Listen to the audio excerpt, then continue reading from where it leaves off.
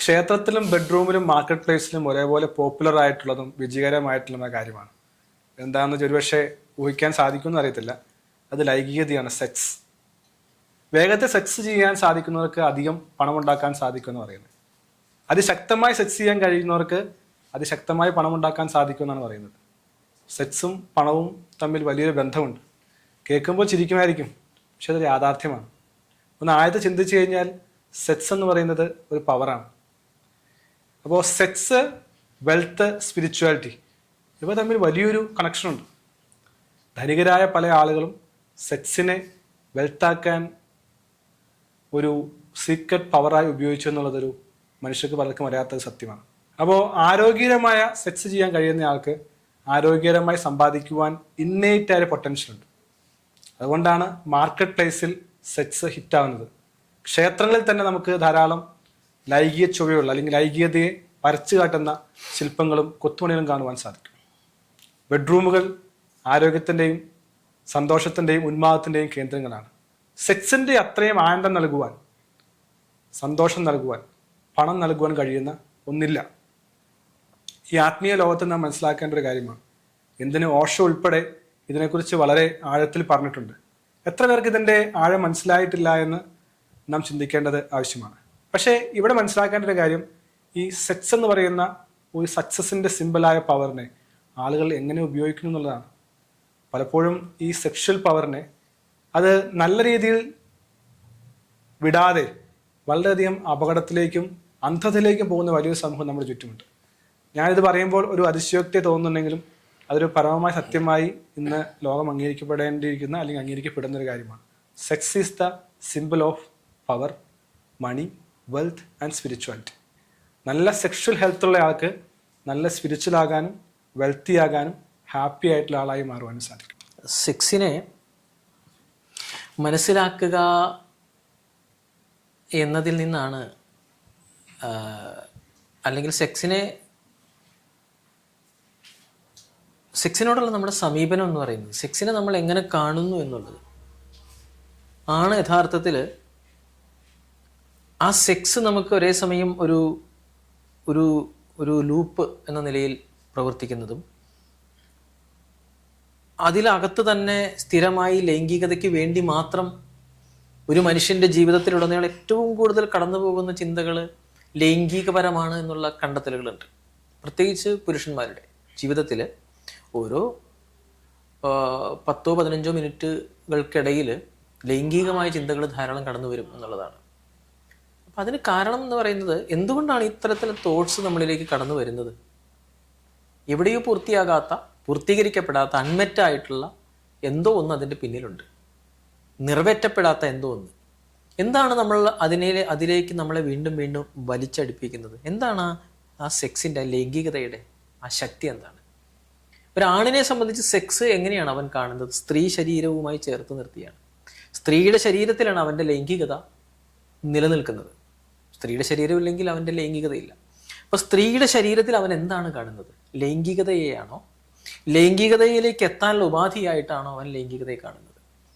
ഇപ്പം പോൾ പറഞ്ഞതുപോലെ ക്ഷേത്രങ്ങളിൽ നമ്മൾ കാണുമ്പോൾ, പഴയ ക്ഷേത്രങ്ങളിലെല്ലാം ശ്രീകോവിലിന് മുന്നിൽ അല്ലെങ്കിൽ കടന്ന് ചെല്ലുന്ന ഗോപുരത്തിന് മുന്നിൽ ലൈംഗിക കേളികളിൽ ഏർപ്പെടുന്ന ധാരാളം ശില്പങ്ങൾ ഉണ്ടായിരുന്നു.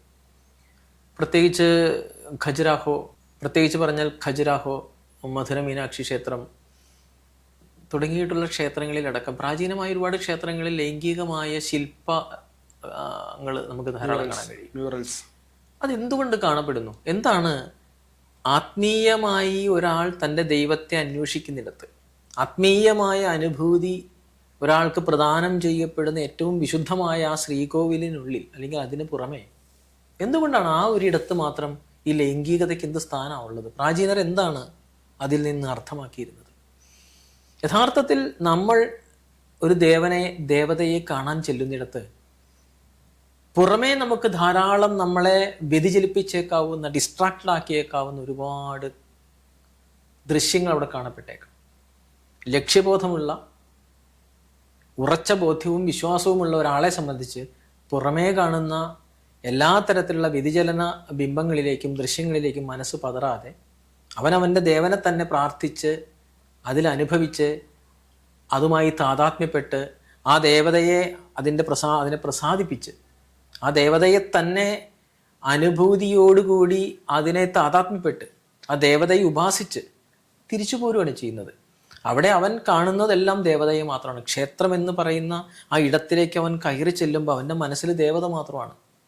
താൻ ഏറ്റവും കൂടുതൽ ഉപാസിക്കുന്ന തൻ്റെ ദേവത, തൻ്റെ മൂർത്തി ആ ശ്രീകോവിലിനുള്ളിലുണ്ട്. അതിന് പുറമേ ധാരാളം ബിംബങ്ങളും തന്നെ വ്യതിചലിപ്പിച്ചേക്കാവുന്ന ഡിസ്ട്രാക്ഷൻസ് ധാരാളമുണ്ട്.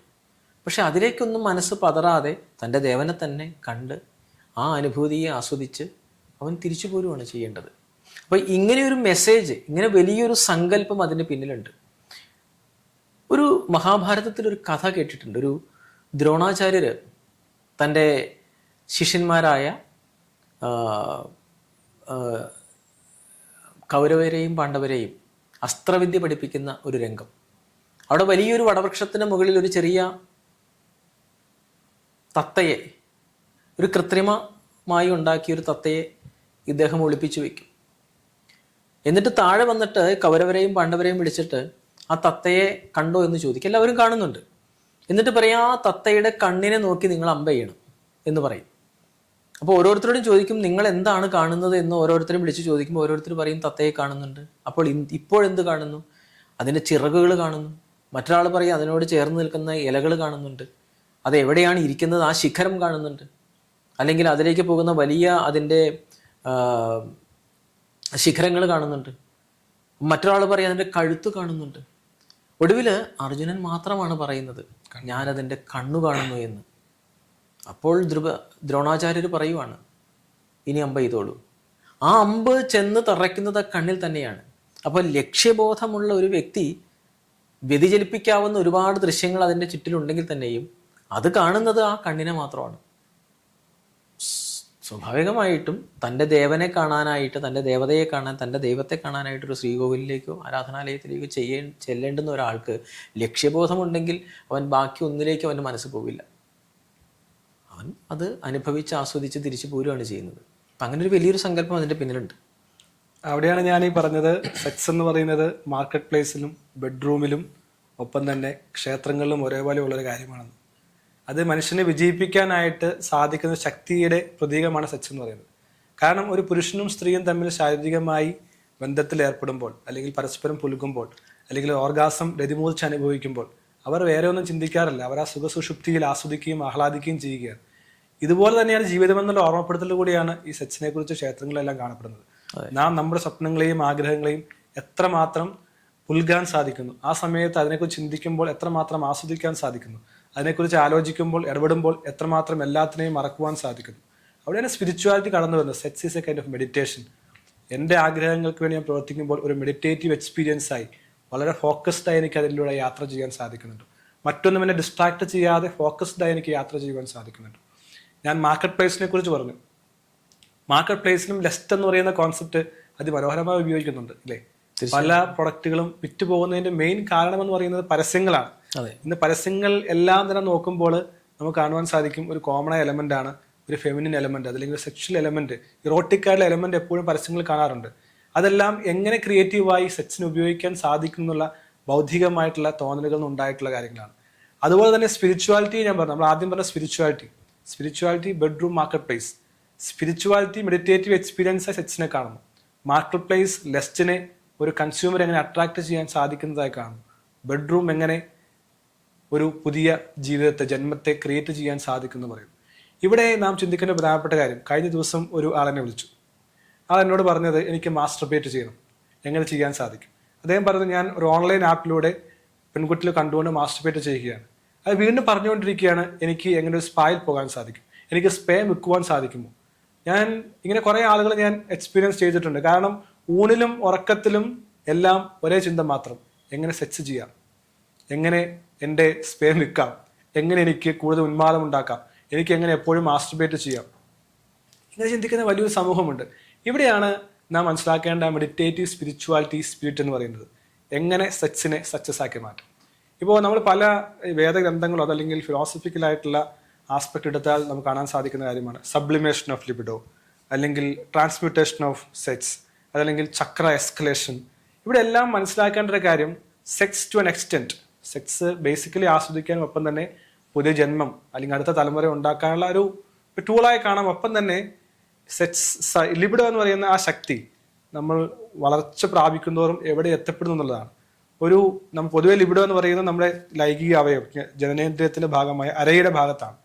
പക്ഷെ നാം വളർന്നു വരുമ്പോൾ ഈ ലിബിഡോ ഈ അരയിൽ തന്നെ ഇരിക്കുകയാണോ അതെയോ മുകളിലേക്ക് ഉയരുന്നുണ്ടോ? യഥാർത്ഥത്തിൽ ലിബിഡോ ഉയരേണ്ടത് ഹൃദയത്തിലേക്കാണ്, അല്ലെങ്കിൽ ഉയർന്ന തലയിലേക്കാണ് അത് പറയേണ്ടത്.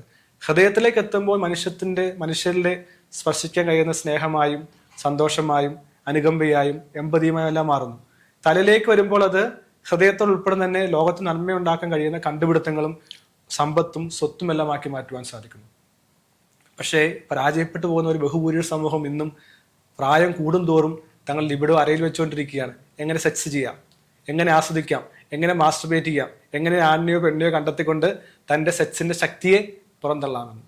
ഞാൻ പലപ്പോഴും പല സംഭവങ്ങളും എൻ്റെ ജീവിതത്തിൽ ഇപ്പോഴും ഓർമ്മിപ്പിക്കുന്നുണ്ട്.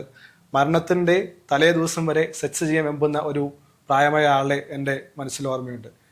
ചിലപ്പോൾ പറയാറുണ്ട്, മരണത്തിൻ്റെ തൊട്ട് നിമിഷം വരെ അല്ലെങ്കിൽ മരിച്ചു കഴിഞ്ഞാൽ കൂടെയും അവൻ്റെ ലിബിഡോ പൊങ്ങിക്കൊണ്ടിരിക്കും. ഇതൊക്കെ നമ്മൾ പൊതുവായി കേൾക്കുന്ന കാര്യമാണ്. പക്ഷേ എങ്ങനെയാണ് നമുക്ക് നമ്മുടെ ലിബിഡോയെ സബ്ലൈം ചെയ്തുകൊണ്ട്, ട്രാൻസ്മ്യൂട്ട് ചെയ്തുകൊണ്ട്, ചക്രയെ ഉയർത്തിക്കൊണ്ട് വിജയിലേക്ക് കൊണ്ടുവരുവാൻ സാധിക്കുന്നു ചിന്തിച്ചവരാണ് വലിയ വിജയം കൈവരിച്ചത്. ഇപ്പോൾ ഇതൊക്കെ ധാരാളം നമുക്ക് പറയുവാൻ സാധിക്കും. അതുകൊണ്ടാണ് ഞാൻ പറഞ്ഞത്, നല്ല സെക്ഷൽ പവറുള്ള, നല്ല സെക്ഷൽ കപ്പാസിറ്റി ഉള്ള, ഹെൽത്തി ആയുള്ള സെക്ഷൽ എനർജി ഉള്ള ആൾക്ക് തീർച്ചയായും വിജയിക്കുവാൻ സാധിക്കും. അപ്പോൾ ഞാൻ എന്നെ സമീപിക്കുന്ന പലരോടും പറയാറുണ്ട്, നിങ്ങൾക്ക് സ്ട്രോങ് ആയ സെക്ഷൽ റോസിലുണ്ടെങ്കിൽ അല്ലെങ്കിൽ സ്ട്രോങ് ആയ സെക്ഷൽ ഡിസയർ ഉണ്ടെങ്കിൽ തീർച്ചയായും നിങ്ങൾക്ക് വിജയിക്കുവാൻ സാധിക്കും. അതൊരു പോസിറ്റീവ് സൈനായി ശരീരത്തിൽ ഉണ്ടാകുന്ന ഒന്നാണ് സെക്ഷൽ പവർ എന്ന് പറയുന്നത്. ശരിയല്ലേ? നമ്മുടെ സെക്ഷുവാലിറ്റി എന്ന് പറയുന്നത് ഈ പറയുന്നത് പോലെ ഫാൻറ്റസീസിലാണോ കിടക്കുന്നത്, ഡിസയേഴ്സിലാണോ കിടക്കുന്നത്, എവിടെയാണ് കിടക്കുന്നത്? നമ്മുടെ ചിന്തകളിലൂടെ നമ്മൾ ലൈംഗികതയെ അനുഭവിക്കുകയാണോ, ആസ്വദിക്കാൻ ശ്രമിക്കുകയാണോ? നമ്മുടെ ബ്രെയിനിൽ ഓൾറെഡി മനസ്സിലാക്കിയിരിക്കുന്ന കുറേ ചിന്തകൾ കൊണ്ട് നമ്മളെ ലൈംഗികതയെ മനസ്സിലാക്കാനോ സമീപിക്കാനോ ശ്രമിക്കുകയാണോ? അങ്ങനെയാണെങ്കിൽ ഒരിക്കലും നമുക്ക് ലൈംഗികതയുടെ ആനന്ദത്തെ തിരിച്ചറിയാൻ കഴിയില്ല. കാരണം ലൈംഗികത എന്ന് പറയുന്നത് നമ്മുടെ ഉള്ളിലെ തോട്ട്സിൽ നിന്ന്, ചിന്തകളിൽ നിന്ന് നേരെ വിരുദ്ധമായ, ചിന്തകളിൽ നിന്ന് സ്വതന്ത്രമായ ഒരവസ്ഥയാണ്. ലൈംഗികതയെ പറ്റിയിട്ടുള്ള നമ്മുടെ കാഴ്ചപ്പാടുകൾ, ലൈംഗികതയെ പറ്റിയിട്ടുള്ള നമ്മുടെ അഭിനിവേശങ്ങൾ, ഭാവനകൾ ആണ് യഥാർത്ഥത്തിൽ ലൈംഗികതയുടെ ആനന്ദത്തെ, അതിൻ്റെ ആ പ്ലഷറിനെ, അല്ലെങ്കിൽ ആ ഓർഗാസത്തിലേക്ക്, അല്ലെങ്കിൽ ആ ലൈംഗികമായ അവൈക്കനിങ്ങിലേക്ക് നമ്മളെ എത്തിക്കാതിരിക്കുന്നതിന് തടസ്സമായി നിൽക്കുന്ന ഏറ്റവും വലിയ പ്രതിസന്ധി എന്ന് പറയുന്നത് ലൈംഗികമായ നമ്മുടെ അഭിനിവേശങ്ങളും ആഗ്രഹങ്ങളും അതിനെ സംബന്ധിച്ച ചിന്തകളുമാണ്. കാരണം ഈ ആഗ്രഹങ്ങളും നമ്മൾ സംഭരിച്ച് സൂക്ഷിച്ച് വെച്ചിട്ടുള്ള ലൈംഗിക ചിന്തകൾ, ഒരാണ് ഒരു പുരുഷൻ എന്ന നിലയിൽ ഒരു സ്ത്രീയുടെ ശരീരവുമായി ബന്ധപ്പെടുത്തിയാണ് തൻ്റെ ലൈംഗികതയെ അറിയുന്നത്, മനസ്സിലാക്കുന്നത്. അങ്ങനെ നോക്കുമ്പോൾ സ്ത്രീ ശരീരവുമായി ബന്ധപ്പെട്ട് അവൻ വളരെ സങ്കീർണമായി മനസ്സിലാക്കി വെച്ചിരിക്കുന്ന അവൻ്റെ ലൈംഗികമായ ആഗ്രഹങ്ങളോടുകൂടി അവനൊരു സ്ത്രീയെ പ്രാപിക്കാൻ തുടങ്ങുന്നിടത്ത് നിന്ന് യഥാർത്ഥത്തിൽ അവൻ ലൈംഗികതയിലേക്ക് എത്തുകയല്ല ചെയ്യുന്നത്. കാരണം അവൻ്റെ മുൻ ചിന്തകളോടുകൂടി തന്നെ ആ ലൈംഗികതയിലേക്ക് എത്തുന്നതിന് മുമ്പ് തന്നെ സ്വാഭാവികമായും അവനിൽ ഇജാക്കുലേഷൻ സംഭവിക്കുകയും, അല്ലെങ്കിൽ പ്രമച്വർ ഇജാക്കുലേഷൻ സംഭവിക്കുകയും, ആ ലൈംഗിക ബന്ധം അവൻ പ്രാപിക്കുന്ന സ്ത്രീക്കും യാതൊരു തരത്തിലുള്ള ഉണർവോ സന്തോഷമോ പ്ലഷറോ ആനന്ദമോ കിട്ടാത്ത ഒരു പ്രവൃത്തിയായി മാത്രം അത് അവസാനിക്കുക ചെയ്യുന്നത്.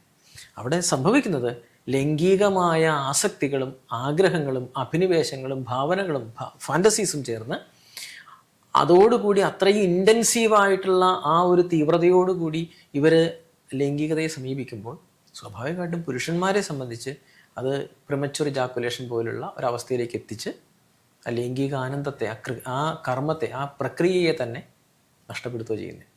അപ്പോൾ നമ്മൾ മനസ്സിലാക്കേണ്ടത് ലൈംഗികത എന്ന് പറയും നമ്മുടെ ചിന്തകളിൽ കേന്ദ്രീകരിക്കേണ്ട ഒന്നല്ല, നമ്മുടെ ഭാവനകളിൽ കേന്ദ്രീകരിച്ച് നിൽക്കേണ്ട ഒന്നല്ല. അതിനപ്പുറം അതിനെല്ലാം സ്വതന്ത്രമാക്കിക്കൊണ്ട് ലൈംഗികതയെ അനുഭവിക്കാനും ആസ്വദിക്കാനും സമീപിക്കാനും ശ്രമിക്കുമ്പോൾ മാത്രമാണ് ലൈംഗികതയുടെ ആനന്ദം അതിൻ്റെ എല്ലാ ആഴത്തിലും ഒരു മനുഷ്യന് അനുഭവിക്കാൻ കഴിയുള്ളൂ. അതല്ലാതെ ഇത് സാധ്യമല്ല. പലപ്പോഴും നമ്മൾ സംഭവിക്കാറുണ്ട് ഈ ശീഘ്രസ്ഖലനം എന്ന് പറയുന്നൊരവസ്ഥ മലയാളത്തിൽ പറയുന്നുണ്ട്. Premature ejaculation. അതെന്തുകൊണ്ട് സംഭവിക്കുന്നു? പ്രിമച്വർ ഇജാക്കുലേഷൻ സംഭവിക്കാൻ കാരണം ലൈംഗികമായ ഭാവനകളാണ്, അമിതമായ ലൈംഗികമായ ആഗ്രഹങ്ങളാണ്, അതിനെ സംബന്ധിച്ചുള്ള അഭിനിവേശങ്ങളാണ്, ഒരുപാട് കാലം മനസ്സിൽ സംഭരിച്ച് സൂക്ഷിച്ച് വെച്ചിട്ടുള്ള അതിനെ പറ്റിയിട്ടുള്ള സ്വപ്നങ്ങളാണ്. അത് ആ സമയം അടുത്ത് വന്ന് കിട്ടിക്കഴിയുമ്പോൾ ആ തിരതള്ളൽ കൊണ്ട് ആ വ്യക്തി ആഗ്രഹിക്കാതെ തന്നെ അയാളിൽ ഇജാക്കുലേഷൻ സംഭവിക്കുക ചെയ്യുന്നത്. സ്വാഭാവികമായിട്ട് ആ പ്രക്രിയയിലേക്ക് എത്തുന്നതിന് മുമ്പ് തന്നെ പ്രിമച്വർ ഇജാക്കുലേഷൻ സംഭവിക്കുന്നു. അവിടെ ആ സ്ത്രീക്കും അത് അനുഭവിക്കാൻ കഴിയുന്നില്ല, ഈ വ്യക്തിക്കും അത് അനുഭവിക്കാൻ കഴിയുന്നില്ല. അപ്പം ചിന്തകളിൽ നിന്ന് ലൈംഗികതയെ മോചിപ്പിച്ചാൽ, സ്വതന്ത്രമാക്കിയാൽ മാത്രമേ ലൈംഗികതയുടെ അനുഭൂതിയെ നമുക്ക് അനുഭവിക്കാൻ കഴിയൂ. നിയന്ത്രിക്കാൻ കഴിയാത്ത ലൈംഗികതയും ലൈംഗികതയോടുള്ള അതിശക്തമായ അഭിനിവേശവും യഥാർത്ഥത്തിൽ ലൈംഗികതയെ ആസ്വദിക്കാൻ സാധിക്കാത്ത അവസ്ഥയിലേക്ക് മനുഷ്യനെ കൊണ്ടുവരുന്നുള്ള ഒരു കാര്യമാണ് ഞാൻ പറഞ്ഞു വന്നത്. പലപ്പോഴും മനുഷ്യൻ യഥാർത്ഥത്തിൽ ഒരു മനുഷ്യൻ തൻ്റെ ലൈംഗികത ആസ്വദിക്കേണ്ടത് തൻ്റെ പാർട്ട്ണറോടൊത്താണ്. നമുക്കിപ്പോൾ ഗേ ലെസ്ബിയൻ എന്നുള്ള കോൺസെപ്റ്റ്സ് ഒക്കെ ഉണ്ടെങ്കിൽ കൂടിയും പലപ്പോഴും ഒരു ടെക്നോളജിക്കലി ആളുകൾ ലൈംഗികതയെ ആസ്വദിക്കുന്ന അവസ്ഥ, അപ്പോൾ മാസ്റ്റർബേറ്റ് ചെയ്യുക, അതല്ലെങ്കിൽ അങ്ങനെ ധാരാളം രീതികളിലൂടെ മനുഷ്യൻ സെക്സിനെ ആസ്വദിക്കുന്നുണ്ട്. ഇവിടെ ഒരു പ്രധാനപ്പെട്ട ഒരു കാര്യം, നമ്മൾ ഈ ഒരു ചർച്ച മുന്നോട്ട് കൊണ്ടുപോകുമ്പോൾ ഈ വലിയ അതിസമ്പന്നരായിട്ടുള്ള ആളുകൾ പോലും ഈ ലൈംഗികതയെ നേരായ രീതി ഉപയോഗിക്കാൻ കഴിയാതെ ഒരു വലിയ കെണിയിൽ അകപ്പെട്ടു പോകുന്ന ഒരു അവസ്ഥയെ നമുക്ക് കാണാറുണ്ട്.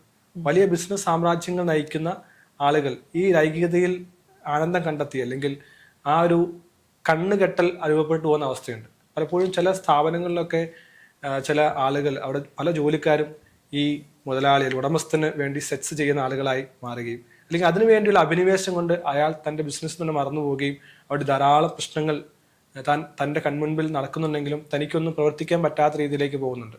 ഇവിടെയൊക്കെയും സംഭവിക്കുന്നത് തൻ്റെ ലൈംഗികതയെ ശരിയായ ദിശയിൽ തെളിച്ചുവിടാൻ കഴിയാത്ത ഒരു തെറ്റായ കോണിൽ സഞ്ചരിക്കുന്ന ലൈംഗികതയുടെ അവസ്ഥ അല്ലെങ്കിൽ ചിന്ത, അത് പലപ്പോഴും ആളുകളെ ഇഞ്ചിഞ്ചായി ഇല്ലാതാക്കിക്കൊണ്ടിരിക്കുകയാണ്. അവരറിയാതെ തന്നെ അവരുടെ അടിയിലുള്ള മണ്ണ് തകർന്നു ധാരാളം കഥകളും അനുഭവങ്ങളും നാം കേട്ടിട്ടുണ്ട്. വലിയ വിജയികളുടെ ഇടയിൽ കൂടെയും വലിയൊരു പ്രശ്നമായി മാറിയിരിക്കുന്ന ഒന്നാണ് തെറ്റായ രീതിയിലുള്ള ലൈംഗികതയുടെ അഴിച്ചുവിടൽ എന്ന് പറയുന്നത്.